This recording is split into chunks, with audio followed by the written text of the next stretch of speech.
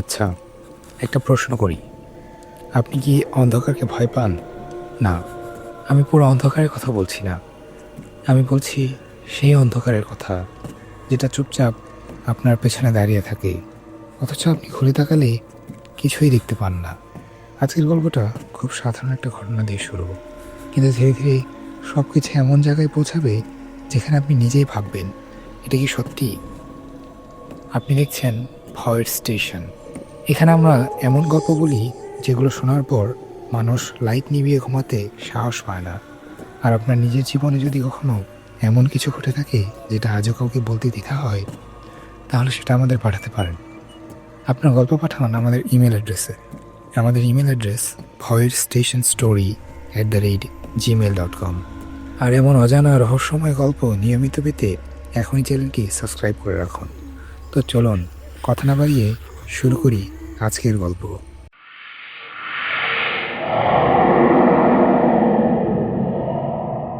আপনি শুনছেন ভয়ের স্টেশন, যেখানে রাত কথা বলে আর ভয় গল্প হয়ে বেঁচে থাকে।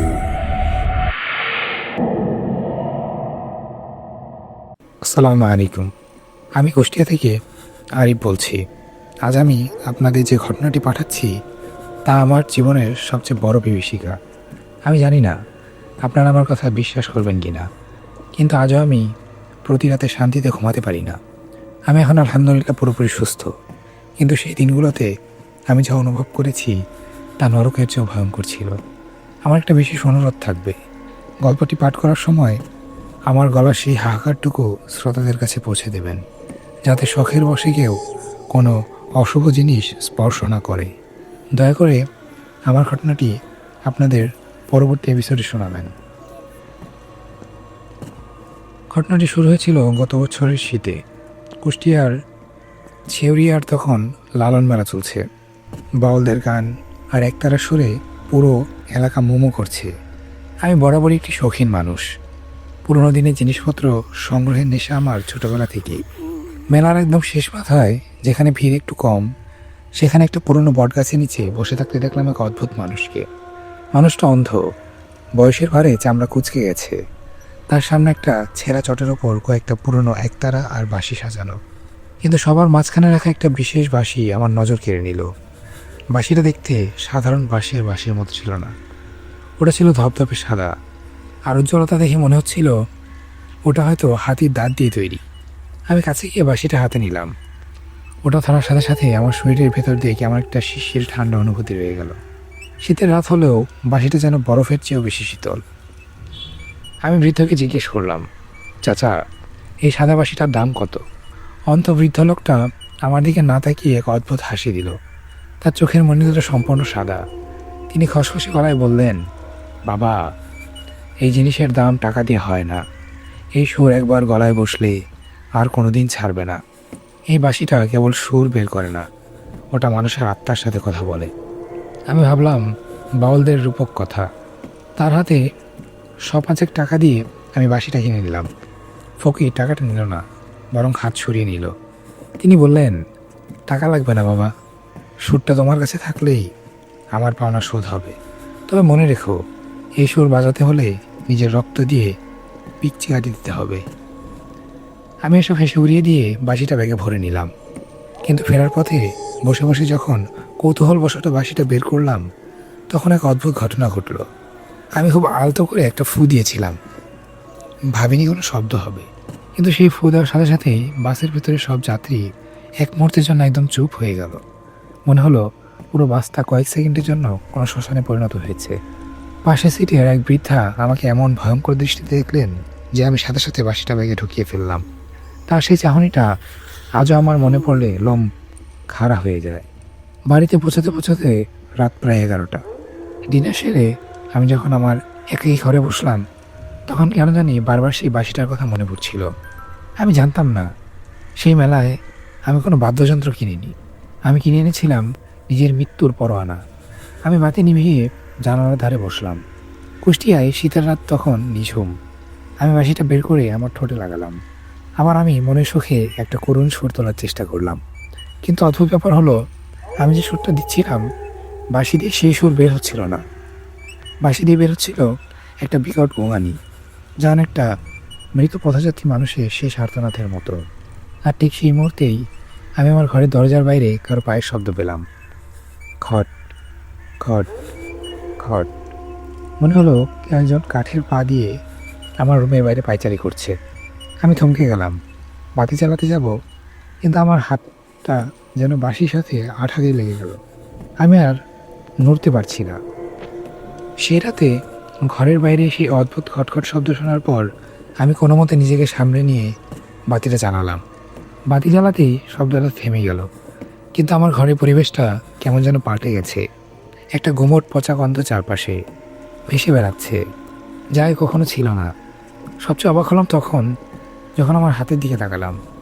আমি দেখলাম আমার বাঁ হাতের আঙুলের ডগাগুলো ফেটে চুইয়ে রক্ত পড়ছে, কিন্তু অদ্ভুত ব্যাপার হলো আমার কোনো ব্যথা লাগছিল না। আমি লক্ষ্য করলাম সেই রক্তগুলো মেঝে দিকে গড়িয়ে না দিয়ে সরাসরি সেই সাদা বাঁশির ছিদ্রে শুষে যাচ্ছে। বাঁশিটা যেন একটা জ্যান্ত প্রাণীর মতো আমার রক্ত পান করছে। রক্ত শুষে নেওয়ার সাথে সাথে সাদা বাঁশিটার গায়ে হালকা গোলাপি আভা ফুটে উঠল। আমি ভয়ে বাঁশিটা আলমারি ড্রয়ারে তালাবন্ধ করে রাখলাম। ভাবলাম হয়তো আবহাওয়ার বা অন্য কোনো কারণে আমার আঙুল ফেটেছে। কিন্তু ভয়ঙ্কর ঘটনাটা ঘটল পরদিন সকালে। সকালে ঘুম থেকে উঠে আমি যখন বিছানা ঠিক করছিলাম, তখন দেখলাম আমার সাদা চাদর জুড়ে লম্বা লম্বা কালো চুল পড়ে আছে। আমাদের ঘরে আমার মা ছাড়া আর কেউ নেই, আর মায়ের চুল এত লম্বা নয়। এই চুলগুলো ছিল প্রায় 3-4 হাত লম্বা এবং অসম্ভব খসখসে। চাদর থেকে চুলগুলো সরাতে গিয়ে আমার গা গিনগিন করছিল।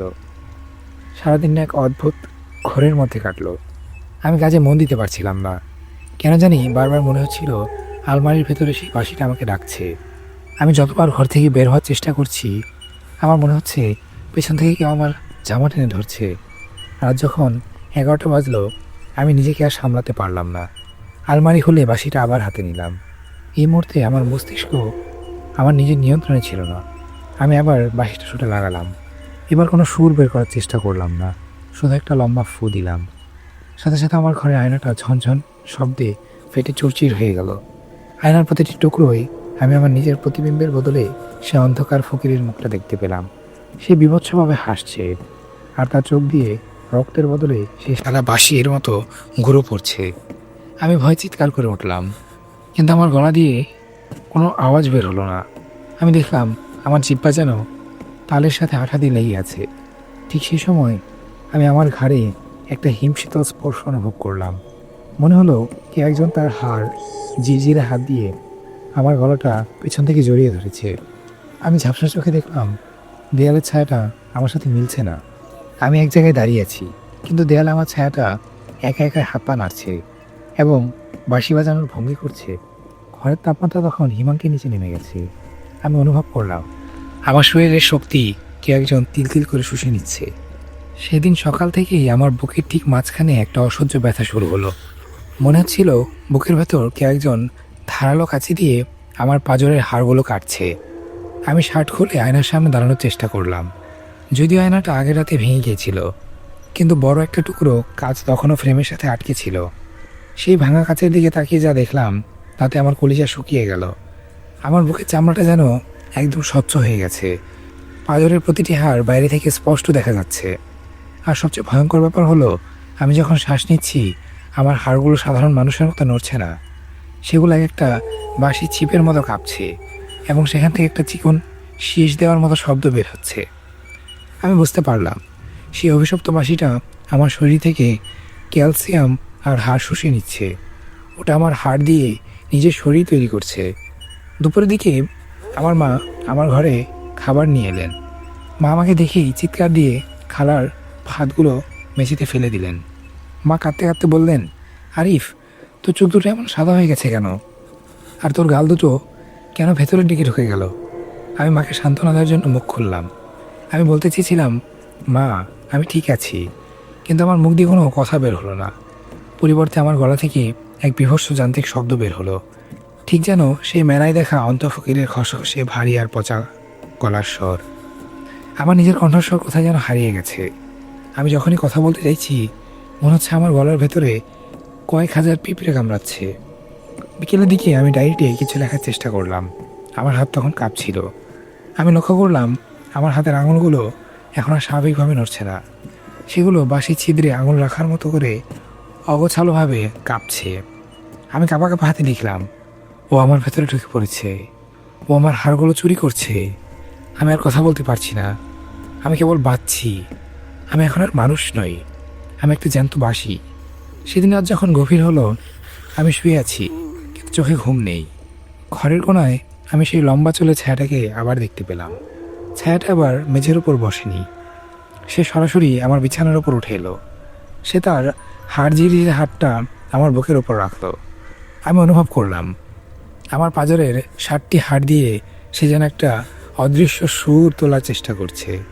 যন্ত্রণায় আমার শরীর ধনুকের মতো বেঁকে যাচ্ছিল, কিন্তু আমি চিৎকার করতে পারছিলাম না। আমার মুখ দিয়ে কেবল সেই কর্কশ বাঁশির সুর বের হচ্ছিল, পিশাক।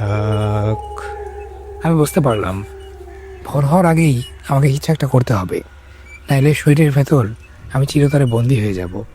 রাত তখন প্রায় 2:30। পুরো ঘরটা এক কুৎসিত গুমট গন্ধে ভরে উঠেছে। মনে হচ্ছে যেন কয়েকটা মৃতদেহ একই ঘরে পড়ছে। আমি বিছানায় স্থির হয়ে শুয়ে আছি, কিন্তু আমার চোখ দুটো বড় বড় করে খোলা। আমি চাইলে চোখের পাতা ফেলতে পারছিলাম না। হঠাৎ আমার ছোট ভাই শওকত আমার ঘরে ঢুকলো। সে হয়তো পানির জন্য উঠেছিল, কিন্তু আমার ঘর থেকে আসা সেই অদ্ভুত বাঁশির মতো ফিসফিসের শব্দে কৌতূহলবশত হয়তো ভেতরে এসেছে। আমি জানালার দিকে তাকিয়েছিলাম, কিন্তু আমার ঘাটটা নিজে থেকে 180 ডিগ্রি ঘুরে শওকতের দিকে ফিরে গেল। শওকত টর্চ জ্বালাতেই ভয় চিৎকার করে উঠল। সে দেখলাম বিছানায় নেই। আমি ঘরের কোনায় সিলিংয়ের কাছাকাছি দেয়ালে মাকড়সার মতো ঝুলে আছি। আমার পরনে জামাটা ছিঁড়ে গেছে। আমার সেই স্বচ্ছ চামড়ার ভেতর দিয়ে পাঁজরের হাড়গুলো জোনাকির মতো মৃদু লাল আভায় চলছে আর নিপছে। শওকত দৌড়ে গিয়ে আব্বাকে ডেকে আনলো। আব্বার শওকত যখন ঘরে ঢুকলো, আমি তখন মেঝেতে নেমে এসেছি, কিন্তু আমার হাঁটার ভঙ্গি আর মানুষের মতো ছিল না। আমি হাত পাগুলো ভাঁজ করে এমনভাবে এগোচ্ছিলাম যেন আমি কোনো কাঠের তৈরি পুতুল। আমার মুখ দিয়ে অনবরত সেই অন্ধ ফকিরের গলায় এক জঘন্য ভাষার মন্ত্র বের হচ্ছিল। আমি আব্বার দিকে তাকিয়ে এক বিভৎস হাসিতে বললাম, তোর ছেলের হাড়গুলো খুব মিষ্টি রে, ওর মেরুদণ্ডগুলো দিয়ে আমার বাঁশির শেষ অংশটা তৈরি হবে। আব্বা দেরি না করে পরদিন সকালে কুষ্টিয়া শহরের বাইরে থেকে এক বৃদ্ধ তিব্বতী তান্ত্রিককে নিয়ে এলেন। মানুষটাকে দেখলে যে কেউ ভয় পাবে। তার গলায় রুদ্রাক্ষের মালা আর কপালে ছাইয়ের তিলক। তিনি আমার ঘরে পা রাখতেই কানে আঙুল দিয়ে পিছিয়ে গেলেন। তিনি গম্ভীর গলায় বললেন, এই ঘর থেকে অকাল মৃত্যুর গন্ধ আসছে। তোমরা যেটাকে বাঁশি ভাবছ, সেটা আসলে এক মৃততান্ত্রিকের পাঁজরের হাড়ের এক টুকরো, যা মানুষের রক্ত আর প্রাণ শুষে নিয়ে নিজেকে পুনর্গঠন করে। তান্ত্রিক আমার ঘরের মাঝখানে লোহার কয়লা দিয়ে একটি বড় বৃত্ত আঁকলেন। তিনি আমাকে সেই বৃত্তের ভেতরে বসার নির্দেশ দিলেন। আমি যখন বৃত্তের ভেতরে ঢুকলাম, আমার সারা শরীর জ্বলে পুড়ে খাওয়ার হয়ে যাচ্ছিল। তান্ত্রিক তার ছোলা থেকে একটি বিশাল কাঁসার থালা বের করলেন। তিনি বললেন, শব্দ দিয়ে যে অভিশাপ ঢুকেছে তাকে শব্দ দিয়েই বের করতে হবে। তোমরা সবাই বাইরে যাও, আর কোনো অবস্থাতেই দরজা খুলবে না, ভেতর থেকে যতই চিৎকার শোনা যাক না কেন। তান্ত্রিক থালাটাকে একটা ছোট হাতুড়ি দিয়ে আঘাত করতে করতে আমার দিকে এগিয়ে দিল। সেই কাঁসার শব্দের সাথে আমার ভেতরে সেই বাঁশি সুরের এক অঘোষিক যুদ্ধ শুরু হলো। প্রতিটি আঘাতে আমার মনে হচ্ছিল আমার মস্তিষ্কের শিরাগুলো ছিঁড়ে যাচ্ছে। আমার নাক দিয়ে এবং চোখের কোণ দিয়ে রক্তের বদলে সাদা রঙের একটা চটচটে পদার্থ বের হতে লাগলো। ঘর জুড়ে তখন এক নারকীয় তাণ্ডব শুরু হয়েছে। ঘরের আসবাবপত্রগুলো শূন্যে ভাসছে, আর সেই লম্বা চুলের ছায়াটা ঘর জুড়ে আর্তনাদ করে উঠছে। তান্ত্রিক ঘামছিলেন, কিন্তু তার হাতেই সেই কাঁসার আঘাত থামল না। হঠাৎ করে ঘরের সেই বাঁশিটা আলমারি ভেঙে নিজে থেকেই বাতাসে ভেসে উঠল, সরাসরি তান্ত্রিকের গলার দিকে লক্ষ্য করে ছুটে গেল। আমি নিজের অজান্তেই এক বিকট চিৎকার দিয়ে উঠলাম, যা মানুষের স্বর ছিল না। মনে হলো কয়েকশো মহিষ একসাথে আর্তনাদ করছে। তান্ত্রিক তার মন্ত্রের শক্তি দিয়ে বাঁশিটাকে মাঝপথেই থামিয়ে দিলেন, কিন্তু বাঁশিটা তখন এমন এক ভয়ঙ্কর তীক্ষ্ণ সুর বাজাতে শুরু করলো যে তান্ত্রিকের কান দিয়েও রক্ত ঝরতে শুরু করলো।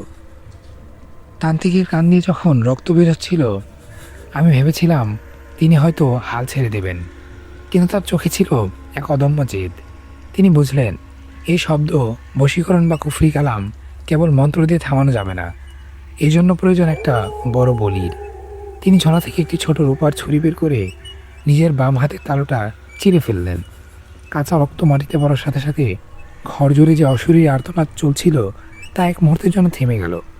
তান্ত্রিক সেই রক্ত দিয়ে মেঝের বৃত্তের চারপাশটা মুছে দিলেন এবং চিৎকার করে বললেন, আরিফ, চোখ বন্ধ করো। এখন তো শরীরের ভেতর থেকে ওই শয়তানটা বের হতে চাইবে, নিজের চিপ কামড়ে ধরবি, কিন্তু মুখ খুলবি না। আমি চোখ বন্ধ করলাম, কিন্তু যা অনুভব করলাম তা ভাষায় প্রকাশ করার মতো নয়। মনে হলো আমার পেটের ভেতরে 1000টা জ্যান্ত বিচ্ছু একসাথে কামড়াচ্ছে। আমার পাকস্থলী থেকে শুরু করে গলা পর্যন্ত কিছু একটা সাপের মতো পাক খেয়ে উপরের দিকে উঠে আসার চেষ্টা করছে। আমার বুকে সেই স্বচ্ছ চামড়ার নিচ দিয়ে আমি দেখতে পাচ্ছিলাম আমার পাঁজরের হাড়গুলো বাঁশির ছিদ্রে বাতাস ঢোকার মতো করে একে অপরের ওপর ফুটে উঠেছে আর বারবার বসে যাচ্ছে। তান্ত্রিক তখন তার মন্ত্রের সুর বদলালেন। তিনি কাঁসার থালাটা আর পেটাচ্ছিলেন না, তিনি এবার হাতের তালু দিয়ে থালাটাকে ঘষতে শুরু করলেন। এক অদ্ভুত ঝনঝনানি শব্দ তৈরি হলো, যা সরাসরি আমার মস্তিষ্কের নিউরনে আঘাত করছিল। আমি যন্ত্রণায় মেঝেতে গড়াগড়ি করছিলাম। হঠাৎ আমার মনে হলো আমার কণ্ঠনালীটা কেউ ভেতর থেকে ধারালো কিছু দিয়ে চিরে দিচ্ছে। তান্ত্রিক গর্জে উঠলেন, বের হ, এই শরীর তোর নয়, তুই যে হাড় চুরি করছিস তা ফেরত দিয়ে যা। ঠিক সেই মুহূর্তে আমার মুখ দিয়ে এক খাবলা কালো চুল আর দলা পাকানো রক্ত বেরিয়ে এলো। সেই চুলের জটের মাঝখানে ছিল একটা ছোট সাদা হাড়ের টুকরো, ঠিক যেন সেই বাঁশের একটা অংশ। ওটা মেঝেতে পড়ার সাথে সাথেই আগুনের গোলার মতো জ্বলতে শুরু করলো। ঘর জুড়ে তখন এক বিকট পচা মাংসের গন্ধ। আমার মনে হলো আমার শরীর থেকে সমস্ত হাড় যেন কেউ বের করে দিয়েছে। আমি থলথলে একটা মাংসপিণ্ডের মতো মেঝের ওপর পড়ে রইলাম। কিন্তু বিভীষিকা শেষ হয়নি। তান্ত্রিক যখন সেই হাড়ের টুকরোটা ধরার চেষ্টা করলেন, আলমারি থেকে সেই মূল বাঁশিটা তীরের মতো ছুটে এসে তান্ত্রিকের হাতের তালু চিরে বেরিয়ে গেল। বাঁশিটা যখন আর সাদা নেই, তখন ওটা টকটকে লাল, মানুষের টাটকা রক্তে ভেজা। তান্ত্রিক যন্ত্রণায় কুকিয়ে উঠলেন, কিন্তু তিনি তার অন্য হাত দিয়ে একটি মন্ত্রপুত কাপড় দিয়ে বাঁশিটাকে চাপটে ধরলেন। বাইরে থেকে আব্বা আর শওকত দরজায় ধাক্কা দিচ্ছিলেন। ভেতর থেকে আসা আমার সেই অমানসিক গোমানি শুনে তারা ভেবেছিলেন আমি হয়তো মারা গেছি। তান্ত্রিক ভেতর থেকে ধমক দিয়ে বললেন, দরজা খুলবেন না, আর মাত্র কিছুক্ষণ, মরণ কামড় দিতে বাকি আছে ওর। আমি ঝাপসা চোখে দেখলাম সেই লম্বা চুলের ছায়াটা তান্ত্রিকের গলার উপর ঝুলে পড়েছে। তান্ত্রিকের মুখ নীল হয়ে যাচ্ছিল, কিন্তু তিনি এক হাতে সেই লাল হয়ে যাওয়া বাঁশিটাকে আগুনের একটা ছোট পাত্রের দিকে এগিয়ে নিয়ে যাচ্ছিলেন। বাঁশিটা তখন মানুষের গলায় আর্তনাদ করছিল, আমি ফিরবই, ওর পাঁজরের 60টি হাড় আমার কাছে গচ্ছিত আছে। আমি অনুভব করলাম আমার বুকের ভেতর থেকে 60টি হাড় যেন সত্যি সত্যি ছিঁড়ে বেরিয়ে যাচ্ছে। আমি জ্ঞান হারানোর আগেই শেষে যে দৃশ্যটা দেখলাম তা হলো তান্ত্রিকের পিঠ দিয়ে সে অদৃশ্য নখের গভীর আঁচড়গুলো ফুটে উঠেছে। তান্ত্রিকের গলা চেপে ধরেছিল সেই লম্বা চুলের ছায়াটা। তান্ত্রিকের চোখে তখন কোটর থেকে বেরিয়ে আসার উপক্রম। মুখটা নীল হয়ে গেছে, কিন্তু তার এক হাতের মুঠোয় ছিল সেই রক্তমাখা লাল বাঁশিটা। তিনি কাঁপতে কাঁপতে ঘরের কোনায় রাখা সেই আগুনের পাত্রের দিকে এগোচ্ছিলেন। আমি তখন মেঝের উপর নিঃশ্বাস ফেললাম, কিন্তু আমার জ্ঞান ছিল। আমি দেখতে পেলাম আমার বুকের চামড়ার নিচে সেই 60টি হাড় যেন বাঁশির ছিদ্রে আঙুল দেওয়ার মতো একে অপরের উপর উঁচু হয়ে উঠছে। প্রতিটি হাড় তখন উঁচু হচ্ছিল। আমার মনে হচ্ছিল কেউ আমার বুকের খাঁচাটা হাত দিয়ে মটমট করে ভাঙছে। তান্ত্রিক হঠাৎ তার সমস্ত শক্তি সঞ্চয় করে চিৎকার দিয়ে উঠলেন, অস্থি যার, শব্দ তার, তুই এই মাটি পৃথিবীর কেউ না, পড়েছিস তুই, পূর্বে তোর মায়া। তিনি সজোরে বাঁশিটাকে আগুনের কুণ্ডে নিক্ষেপ করলেন। সাথে সাথে যা ঘটল তা আমি আমার 24 বছরের জীবনে কল্পনাও করিনি। বাঁশিটা আগুনে পড়ার সাথে সাথে সেখান থেকে নীল রঙের এক বিশাল আগুনের হোলকা বেরিয়ে আসলো, যা সিলিং পর্যন্ত পৌঁছে গেল। আর সেই আগুনের মাঝখান থেকে বের হতে লাগলো এক ভয়ঙ্কর নারী কণ্ঠের আর্তনাদ। মনে হলো কোনো এক জাদুকরীকে জ্যান্ত আগুনে পোড়ানো হচ্ছে। কিন্তু সবচেয়ে বিভৎস ব্যাপার ছিল আমার নিজের অবস্থা। বাঁশিটা যখন আগুনে পুড়ছিল, আমি অনুভব করলাম আমার বুকের ভেতরে কেউ যেন ফুটন্ত তেল ঢেলে দিয়েছে। যন্ত্রণায় আমি মেঝেতে গড়াগড়ি দিতে লাগলাম। আমার মুখ দিয়ে ফেনা বের হতে শুরু করলো।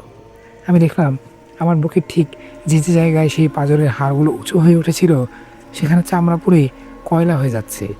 7টি জায়গায় ছোট ছোট গোল ছিদ্রের মতো ক্ষত তৈরি হতে লাগলো, ঠিক যেমনটা বাঁশির গায়ে থাকে। তান্ত্রিক তখন আগুনের পাশে বসে অনবরত বিড়বিড় করে কিছু একটা পড়ছিলেন। আগুনের ভেতরে থেকে সেই বাঁশিটা বারবার লাফিয়ে বাইরে বের হওয়ার চেষ্টা করছিল, যেন ওটা কোনো জড় পদার্থ নয়, বরং একটা জ্যান্ত সাপ। তান্ত্রিক তার নিজের হাতের রক্ত সেই আগুনের ওপর ছিটিয়ে দিলেন। রক্তের স্পর্শে আগুনটা আরও দাও করে চলে উঠল। ঘরের আসবাবপত্রগুলো যখন কাঁপতে কাঁপতে মেঝেতে আছড়ে পড়ছিল, হঠাৎ সেই লম্বা চুলের ছায়াটা তান্ত্রিকের ওপর থেকে সরে গিয়ে আমার দিকে তেড়ে এলো। আমি নড়তে পারছিলাম না। ছায়াটা যখন আমার মুখের ঠিক ওপরে এলো, আমি দেখলাম তার কোনো চেহারা নেই, কেবল একজোড়া আগুনের মতো লাল চোখ আর একটা হা করা গহ্বর। সে আমার নিঃশ্বাস শুনে শুষে নিতে চাইছিল। ঠিক সেই মুহূর্তে তান্ত্রিক তার ঝোলা থেকে একটা পুরনো শঙ্খ বের করে সজোরে ফু দিলেন। সেই শঙ্খের পবিত্র ধ্বনি আর আগুনের দহন, এই দুইয়ের চাপে পড়ে ছায়াটা এক মুহূর্তের মধ্যে ধোঁয়ায় পরিণত হয়ে সিলিংয়ের ফ্যান দিয়ে বেরিয়ে গেল। ঘরের হঠাৎ নিস্তব্ধতা বিরাজ হয়ে গেল। কেবল আগুনের ভেতরে সেই হাড়ের বাঁশিটা পুড়ে ছায়া হওয়ার চটচট শব্দ শোনা যাচ্ছিল। আমি তখন আধো চেতন অবস্থায়। আমি অনুভব করলাম আমার বুকে সেই তীব্র জ্বালাটা ধীরে ধীরে কমে আসছে, কিন্তু সেই 7টি জায়গায় পাথরের মতো শক্ত হয়ে গেছে। তান্ত্রিক আমার কাছে এসে আমার কপালে হাত রাখলেন। তার হাত ছিল বরফের মতো ঠান্ডা।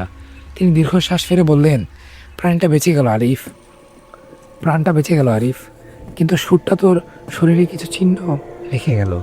এই ঋণ তোকে সারা জীবন বয়ে বেড়াতে হবে। আব্বার শওকত তখন দরজা ভেঙে ঘরে ঢুকলেন। ঘর জুড়ে পোড়াহার আর সালফারের গন্ধ। তারা আমাকে উদ্ধার করে দ্রুত সদর হাসপাতালে নিয়ে গেলেন। ডাক্তার আমার বুকে সেই 7টি ক্ষত দেখে অবাক হয়ে গিয়েছিলেন। তারা কিছুতেই বুঝতে পারছিলেন না কোনো আগুনের ছোঁয়া ছাড়াই কিভাবে চামড়ার ভেতরে এমন সুনির্দিষ্ট 7টি গোল ক্ষত তৈরি হতে পারে। হাসপাতালে প্রায় 15 দিন কাটানোর পর আমি যখন বাড়ি ফিরলাম, কুষ্টিয়া সেই বাউল মেলার রেশ তখন কেটে গেছে, কিন্তু আমার জীবনটা আর আগের মতো ছিল না। ডাক্তাররা আমার বুকে সেই 7টি ক্ষত পরীক্ষা করে কোনো কুল কিনারা করতে পারেননি। ক্ষতগুলো শুকিয়ে গেছে ঠিকই, কিন্তু যেখানে কোনো নতুন চামড়া ওঠেনি, সেখানে তৈরি হয়েছে 7টি কালচে গোল দাগ, যা দেখতে হুবহু সেই অভিশপ্ত বাঁশির ছিদ্রগুলোর মতো। বাড়ি ফেরার পর প্রথম কয়েক রাত আমি ঘুমাতে পারিনি। আমি যখনই চোখ বন্ধ করতাম, আমার মনে হতো সে অন্ধ ফকির আমার বিছানার পাশে বসে আছে, আর সেই খসখসে গলায় বলছে, সুরটা তো তোর রক্তে মিশে গেছে রে বাপ, ওটা কি আর সহজে ছাড়বে? সবচেয়ে অদ্ভুত পরিবর্তন এলো আমার শ্রবণ শক্তিতে। আমি এখন আর কোনো প্রকার উচ্চ শব্দ বা সুর সহ্য করতে পারি না। এমনকি সাধারণ কোনো রেডিওতে গান বাজালেও আমার বুকে সেই 7টি দাগ তীরের মতো পিত্তে শুরু করে। মনে হয় কেউ একজন আমার পাঁজরের হাড়গুলো ধরে আবার মোচড় দিচ্ছে। আমি এখন নিস্তব্ধতা খুঁজি। একাকী নির্জন ঘরে বসে থাকতেই কেবল আমি শান্তি পাই। তান্ত্রিক বিদায় নেওয়ার আগে আমাকে বলে গিয়েছিল, আরিফ, তুই বেঁচে আসিস ঠিকই, কিন্তু তোর শরীরের সেই 7টি ছিদ্র এখন একটি খোলা জানালা। কোনোদিন যদি আবার ভুল করে কোনো নিষিদ্ধ সুর তোর কানে যায়, তবে সেই অশরীরী আত্মা আবার ফেরার পথ খুঁজে পাবে। তাই গান বাজনা আর মেলা থেকে নিজেকে দূরে রাখিস। আমি তার কথা অক্ষরে অক্ষরে পালন করছি। আমি এখন কুষ্টিয়ায় সেই জনবহুল এলাকা ছেড়ে গ্রামের এক নির্জন বাড়িতে থাকি। আমার ছোট ভাই শওকত মাঝে মাঝে আমাকে দেখতে আসে। সে জানায় সেই ছেচড়িয়ার মেলার সেই অন্ধ ফকিরকে আর কোনোদিন দেখা যায়নি। এমনকি মেলায় সেই নির্দিষ্ট বটগাছটি নাকি সেই রাতেই বর্জ্যপাতে পুরো ছাই হয়ে গিয়েছিল, যে রাতে আমি উদ্ধার পেয়েছিলাম। আজও যখন পূর্ণিমার রাত আসে, আমি আয়নার সামনে দাঁড়াই। আমি দেখি আমার বুকে সেই 7টি কালো দাগ চাঁদের আলোয় হালকা রূপালি রঙের হয়ে ওঠে। আর যদি খুব কান পেতে শুনি, তবে আমার নিজের নিঃশ্বাসের মাঝেই সে অতি পরিচিত বাঁশির সুরের প্রতিধ্বনি শুনতে পাই, যা কেবল আমিই শুনতে পারি। আমি বুঝতে পেরেছি সেই তান্ত্রিক আত্মা হয়তো ধ্বংস হয়েছে, কিন্তু তার তৈরি সেই অস্থিনাদ আমার শরীরের একটা অংশ হয়ে গেছে।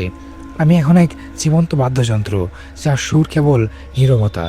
ভয়েস স্টেশনের শ্রোতাদের কাছে আমার একটাই অনুরোধ, রাস্তার ধারে বা মেলায় পাওয়া সব জিনিস কেবল শৌখিন বস্তু নয়।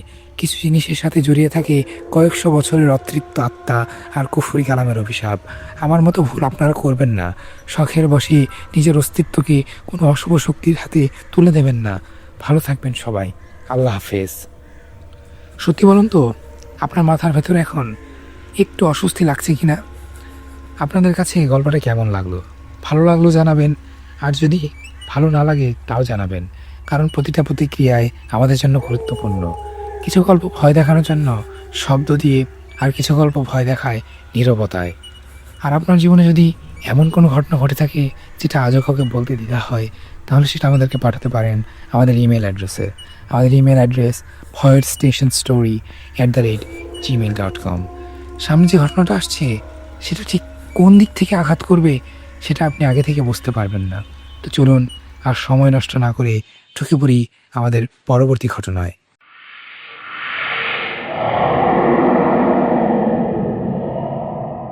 আপনি শুনছেন ভয়ের স্টেশন, যেখানে রাত কথা বলে আর ভয় গল্প হয়ে বেঁচে থাকে। আজকের গল্পটা এখানেই শেষ, কিন্তু সত্যি করে বলুন তো, এখন আপনার চারপাশটা কি একটু আলাদা লাগছে না? আপনার কাছে গল্পটা কেমন লাগলো? ভালো লাগলে আমাদের জানাবেন, আর যদি মনে হয় আরও ভয়ঙ্কর হওয়া উচিত ছিল সেটাও খোলাখুলি লিখবেন। কারণ সব গল্প সবার কাছে একরকম লাগে না। কারো কাছে নীরবতাই ভয়, কারো কাছে আবার ছোট ছোট একটা শব্দও যথেষ্ট। আর হ্যাঁ, আপনার নিজের জীবনে যদি কখনো এমন কিছু ঘটে থাকে যেটা আজও ভাবলে বুকটা একটু ভারী হয়ে আসে, তাহলে সেই গল্পটি আমাদের সাথে শেয়ার করতে পারেন আমাদের ইমেল অ্যাড্রেসে। আমাদের ইমেল অ্যাড্রেস voidstationstory@gmail.com। তাহলে সেটা আমাদের সাথে শেয়ার করুন। আপনার গল্প পাঠান আমাদের ইমেল অ্যাড্রেসে। আমাদের ইমেল অ্যাড্রেস voidstationstory@gmail.com। কে জানে, হয়তো আপনার গল্পটাই পরের ভিডিওতে আমরা শোনাবো। এমন আরও ভয়ঙ্কর গল্প পেতে এখনই চ্যানেলটিকে সাবস্ক্রাইব করে রাখুন, আর পাশের বেল আইকনে চাপ দিন, যাতে নতুন গল্প এলেই আপনি সবার আগে শুনতে পারেন। আজ এখানে শেষ, কিন্তু মনে রাখবেন, কিছু গল্প শেষ হলেও অন্ধকার শেষ হয় না। আবার দেখা হবে ঠিক এমনই এক গভীর রাতে নতুন কোনো ভয়ঙ্কর গল্প নিয়ে। তবে গল্পটি শেষে আমার একটা প্রশ্ন ছিল যে, যিনি গল্পটি লিখেছেন মানে সাফওয়ান, তিনি গল্পে বলেছেন যে তাদের কারো স্মৃতি পুরোপুরি ছিল না, তবে তিনি গল্পটির স্মৃতি কীভাবে তার নিজের ভেতরে রেখেছেন। আর সবথেকে বড় কথা হলো, এই ঘটনাটি শুনলে হতো বা আপনাদের অনেকের কাছে মনে হতে পারে যে এই ঘটনাটি কাল্পনিক বা বাস্তবের সাথে এর কোনো তুলনা নেই।